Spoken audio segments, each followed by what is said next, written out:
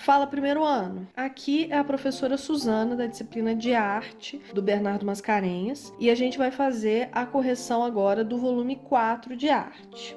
Aqui na semana 1, a gente vai falar um pouquinho sobre o chamado pós-modernismo. A gente já falou sobre a arte modernista, né, que são aqueles movimentos do surrealismo, dadaísmo, cubismo, os ismos, as vanguardas modernistas. E a gente falou um pouquinho também sobre a semana de 22, se não me engano. Agora a gente vai falar sobre o que veio logo em seguida, que foi o pós-modernismo. Vamos ler um pouquinho. O pós-modernismo, pós-modernidade ou ainda movimento pós-industrial é um processo contemporâneo de mudanças significativas nas tendências artísticas, filosóficas, sociológicas e científicas. Surgiu após a Segunda Guerra Mundial e após o movimento modernista. Esse conceito de pós-moderno foi introduzido a partir dos anos 60 e veio acompanhado dos avanços tecnológicos da era digital, da expansão dos meios de comunicação, da indústria cultural, bem como do sistema capitalista e da globalização.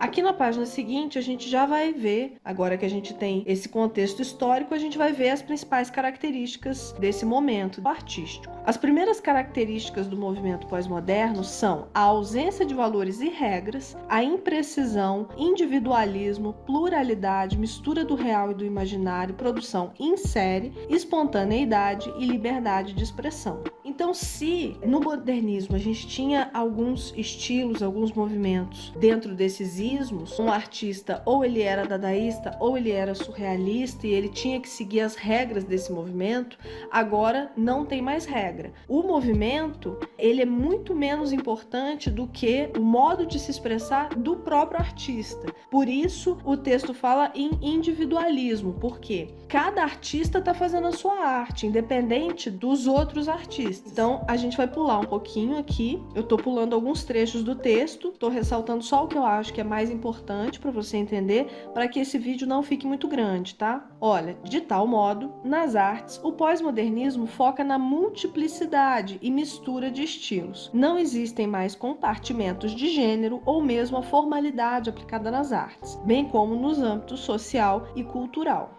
A gente vai pular mais um pouquinho aqui e vai falar o seguinte: a espetacularização, mencionada por muitos críticos e que, grosso modo, significa tornar espetáculo, é uma tendência aplicada às artes e à cultura pós-moderna. Então a gente sabe que tudo na vida agora é espetáculo, né? Tudo a gente quer fazer um story no Instagram, a gente quer fazer um status no WhatsApp para mostrar para todo mundo como que tá a nossa vida. Essa questão do reality show, né? Então vamos logo responder as perguntas. Número 1. O que é o movimento pós-modernista? Explique com suas palavras o que é e quais foram as mudanças no contexto histórico e social. Bem, você vai pegar o seu caderno agora e vai fazer um cabeçalho, vai colocar assim: PET, volume 4, arte, semana 1, questão 1. Você vai copiar esse texto aqui que eu vou ler para você. A arte pós-modernista marcou a transição entre o modernismo e o contemporâneo. Quer dizer, a gente não chegou ainda na arte contemporânea, já vamos chegar.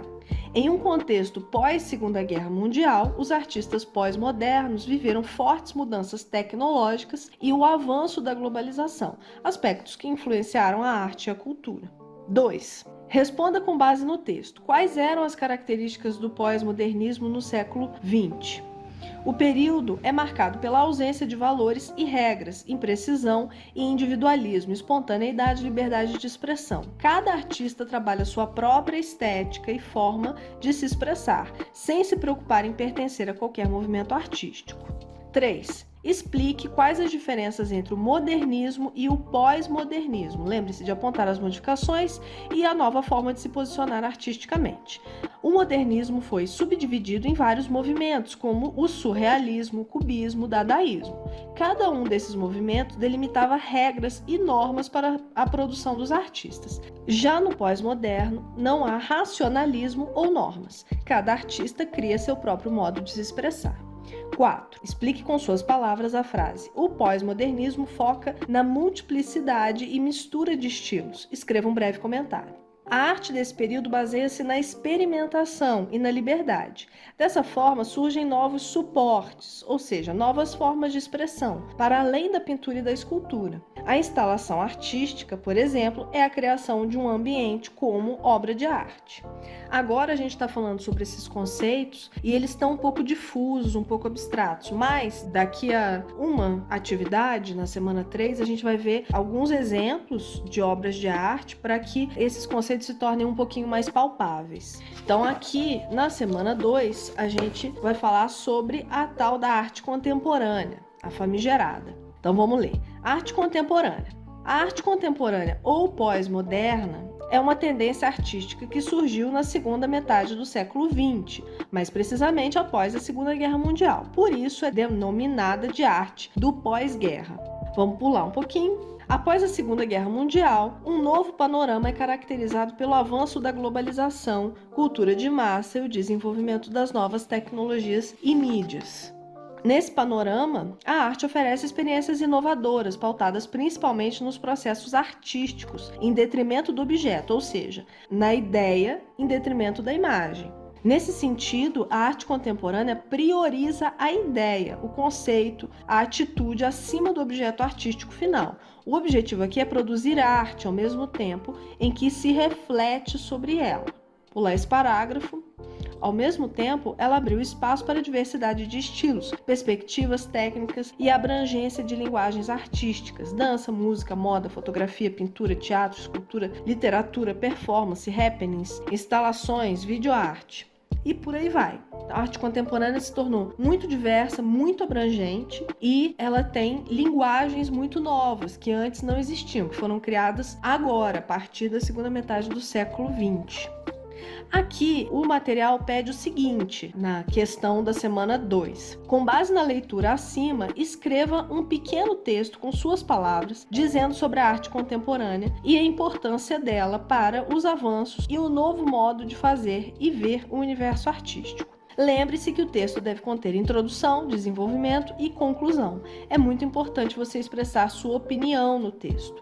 Como essa atividade pede a sua opinião, eu não vou colocar uma resposta aqui. Você vai fazer essa atividade com base no que você já conhece de arte da atualidade, de arte contemporânea. Então você vai dizer o que você acha, qual você acha que é o impacto dessas manifestações artísticas na realidade das pessoas. Ok? E aí é até um bom exercício para você ir treinando a sua redação, porque agora você está no ensino médio, é uma coisa importante para as provas, principalmente para a prova do Enem, que metade da nota da prova do Enem é de redação, então é bom você ir exercitando a sua escrita. Na semana 3, a gente vai falar sobre os movimentos artísticos contemporâneos. Então a gente já chegou mais ou menos na nossa época. Vamos ler o texto. Movimentos artísticos contemporâneos. Imbuídos dos ideais que alicerçam a arte contemporânea, surgem diversos movimentos ou escolas artísticas vanguardistas. O que é vanguarda? Vanguarda é aquilo que está na frente. É o que há de mais novo. São essas escolas artísticas vanguardistas.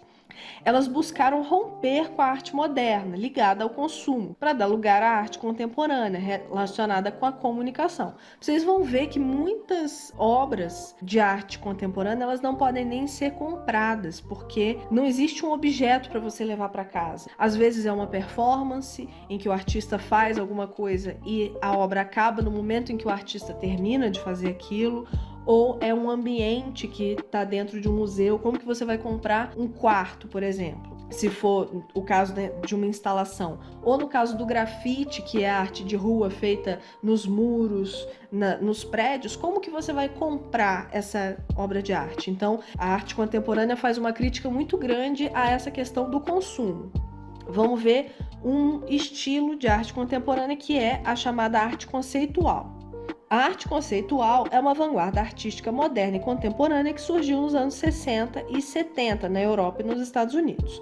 Como o próprio nome indica, trata-se de uma expressão artística mais pautada nos conceitos, reflexões e ideias, em detrimento da própria estética, aparência da arte. Nela, a atitude mental é o mais relevante. Em outras palavras, a arte conceitual é uma arte-ideia em detrimento da arte visual, sendo o principal material da arte a linguagem.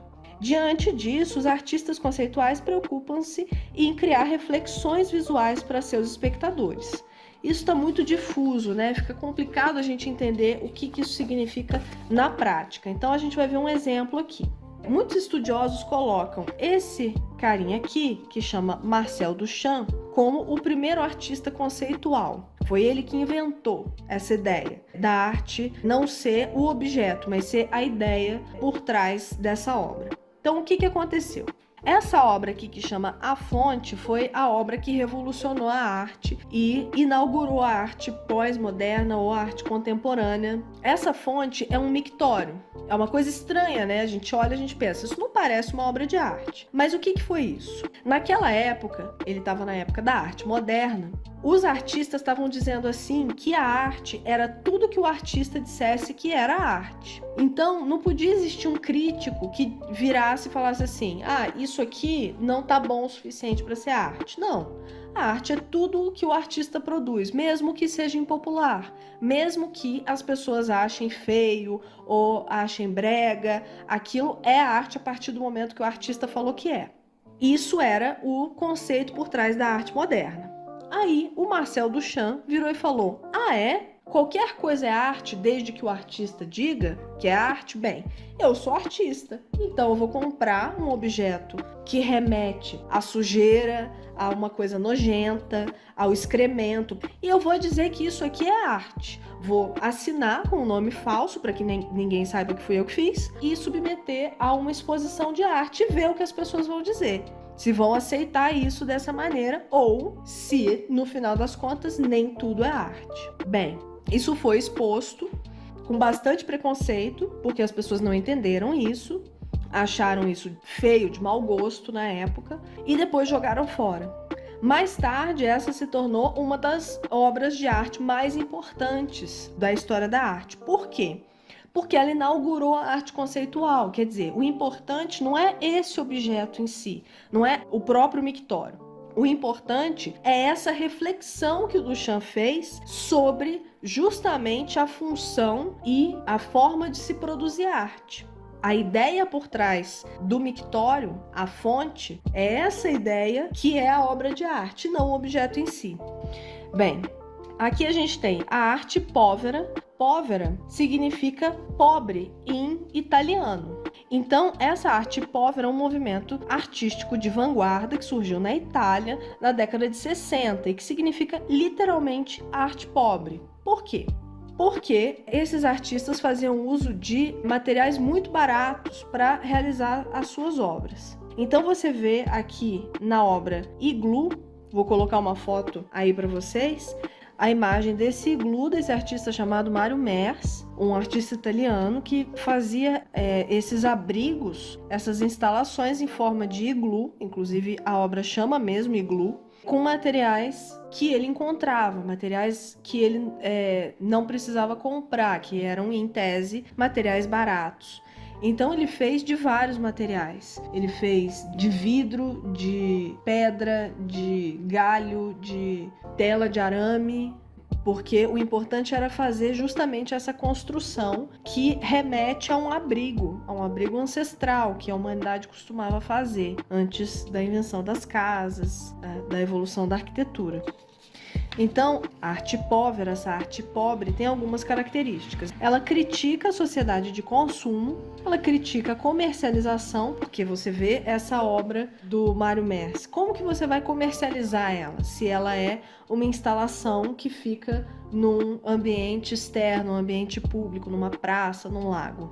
Não tem como você vender, ninguém vai comprar isso para levar para dentro de casa. Então, é uma crítica à comercialização, é antiformalista, faz utilização de materiais simples e naturais, como sucata, papel, terra, metal, comida, sementes, por aí vai. Ressalta a efemeridade e a materialidade da arte, ou seja, esses materiais nem sempre são duráveis. Muitas vezes, se é uma obra feita de papel, de papelão ou de madeira, esse material vai estragar e a obra vai deixar de existir. Agora a gente vai ver a pop art. A pop art é a arte do pop mesmo, mas não é que ela valorize o pop, muito pelo contrário. É uma crítica à cultura pop, principalmente americana. Então vamos ler aqui. Pop art é um movimento artístico que se caracteriza pela reprodução de temas relacionados ao consumo, publicidade e estilo de vida americano. A pop art não deve ser considerada um fenômeno de cultura popular, mas uma interpretação feita pelos seus artistas da cultura dita popular e de massas. Um exemplo que eu vou colocar aí na tela é justamente a obra do Andy Warhol, que foi talvez o maior artista desse estilo de pop art, que ele fez uma crítica ao uso da imagem dessa artista, que era Marilyn Monroe, você deve conhecer. Ela era, na época, a artista mais famosa do mundo. E a imagem dela estava sempre em todos os lugares. Em pôster, no cinema, em revista, em jornal, em outdoor. Era Marilyn Monroe para todo lado. E nessa obra, ele critica justamente o uso da imagem dela como se ela fosse um objeto, como se ela fosse um produto que está sendo vendido. Então ele não está fazendo uma homenagem, uma exaltação da imagem da Marilyn Monroe. Muito pelo contrário, ele está levando isso ao limite para fazer uma crítica ao mercado do cinema, à indústria da cultura de massa. Então, quais são as características da pop art? É a aproximação da arte com a vida cotidiana, a utilização de cores intensas e vibrantes, inspiração na cultura de massa, reprodução de peças publicitárias e por aí vai. Bem, aqui no finalzinho a gente vai ver op art, que é a arte óptica, ou seja, é a arte que fala de fenômenos da ilusão óptica. Olha só, baseado em recursos visuais, sobretudo na ilusão de ótica, esse movimento que expressa a mutabilidade do mundo e suas ilimitadas possibilidades é fundamentado no mote menos expressão e mais visualização. Então aqui a gente vê uma obra, mas eu vou colocar outra aí para vocês, que demonstra justamente esse movimento que a op art produz a partir de uma imagem estática. Você deve estar vendo que essa imagem parece que está se movimentando, mas na verdade ela é uma imagem estática. Isso são fenômenos de ilusão de ótica que os artistas pretendiam fazer com contraste, cores contrastantes, preto e branco, com formas contrastantes. A op art leva essa questão visual ao limite.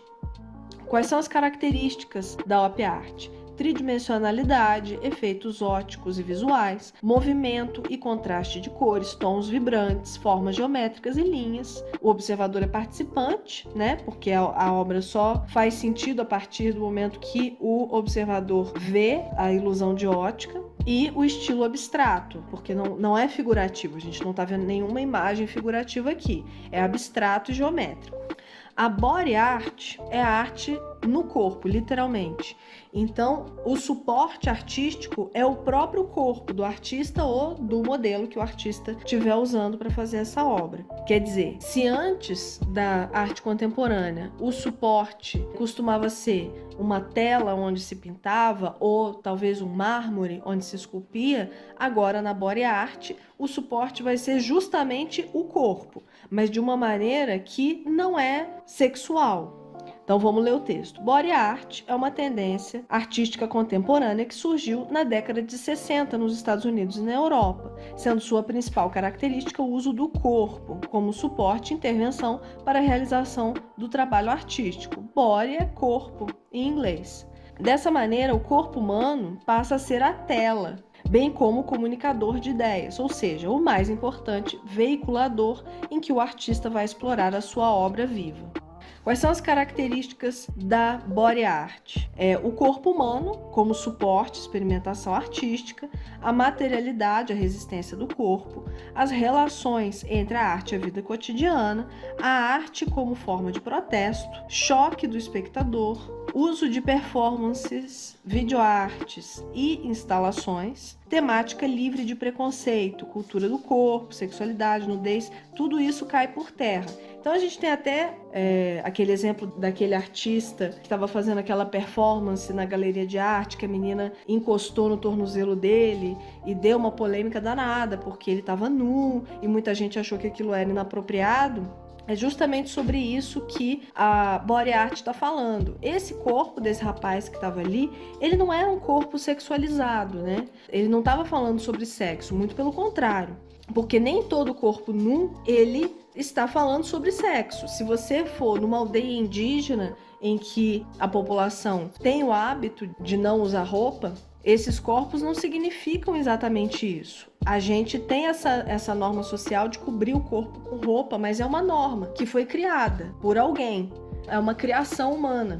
Mesmo porque a gente não nasce vestido. Nenhum animal usa roupa, só o ser humano usa roupa. Então, todas essas questões estão envolvidas na body art. Aqui a gente vai falar da performance. A performance é uma modalidade artística híbrida, isso é, que pode mesclar diversas linguagens, como teatro, música e artes visuais. Está relacionada também ao happening, e muitas vezes os termos são descritos como sendo a mesma coisa. Aqui a gente tem um exemplo da Marina Abramovic. É uma das artistas mais famosas da performance. E aqui, nessa obra que chama Rest Energy, que é a energia parada, né, a energia em descanso, ela está fazendo essa performance com o marido dela, que é o Ulay. Nessa performance, ele está segurando a flecha e ela está segurando o arco, e os dois estão em perfeito equilíbrio. E enquanto os dois estiverem segurando, tá tudo bem. E foi o que aconteceu durante essa performance, em que eles ficaram nessa posição durante 4 minutos. Mas, se ele soltasse a flecha ou se ela soltasse o arco, ela sairia um pouco machucada nessa performance. Então, essa obra fala metaforicamente sobre o relacionamento deles e o potencial que ele tem de machucar ela, né? Então, quais são as características da arte performática? É uma linguagem híbrida que mistura elementos de teatro, artes visuais, instalação, música, entre outros. Não tem um lugar apropriado para acontecer. Pode ocorrer tanto em museus, galerias, instituições, quanto em ambiente urbano ou público. Registros da ação podem ocorrer por meio de fotografias e vídeos, mas o caráter da obra é efêmero e passageiro, quer dizer, a partir do momento que essa performance acontece e acaba, a obra de arte acabou. A gente pode ter o registro dessa obra, como a gente está vendo aqui, uma fotografia dessa performance. Mas essa fotografia não é a obra de arte em si. A obra acabou, ela aconteceu lá em 1980. E o corpo é um instrumento da ação artística. Então aqui a gente vai responder o seguinte, na semana 3. 1. Explique com suas palavras as características aqui faltou um S, dos movimentos da arte contemporânea. Arte conceitual. Esse tipo de obra foca o conceito, ou seja, a ideia que leva o observador à reflexão. A forma é desimportante. Arte povera. A povera, pobre em italiano, faz questão de utilizar matérias-primas baratas, acessíveis. Esses artistas privilegiam o uso de materiais naturais, o que torna as obras efêmeras. Pop art. Essa arte faz uma crítica ao mundo pop. Em uma das obras mais famosas desse estilo, Andy Warhol critica a comercialização da imagem de Marilyn Monroe como a de um produto, um objeto. Body art. As obras desse estilo fazem uso do corpo como suporte, como tela para a produção artística. Body art traduz-se literalmente do inglês como arte no corpo. Op art é a arte óptica, ou seja, aquelas obras que causam efeitos ópticos, ilusões e sensações visuais no observador. Performance na arte. Essa é a arte que une o visual, o teatro, a dança e qualquer outra linguagem que o artista julgar relevante para a interação com o público, que é coautor da obra. Normalmente, o público é coautor da obra. No número 2, a gente vai ver o seguinte: são características da arte contemporânea, exceto. Então, a gente vai ver qual que não é uma característica da arte contemporânea. Sociedade da informação, tecnologia e novas mídias. Claro que isso tudo influencia a arte contemporânea, então não é a A. Subjetividade e liberdade artística são características, sim, da arte contemporânea, não é a B. Abandono dos suportes tradicionais. Com certeza os artistas abandonaram os suportes tradicionais, a tela, o barro, o mármore, para usar outros tipos de suporte, então não é a C. Não existe interação do espectador com a obra, aí não, né? Normalmente a interação do espectador com a obra é todo o objetivo dessa obra. Letra E, mescla de estilos artísticos. Com certeza existe a mescla, então não seria a letra E. 3. São características da arte povera, exceto. Então, qual que não é característica da arte povera?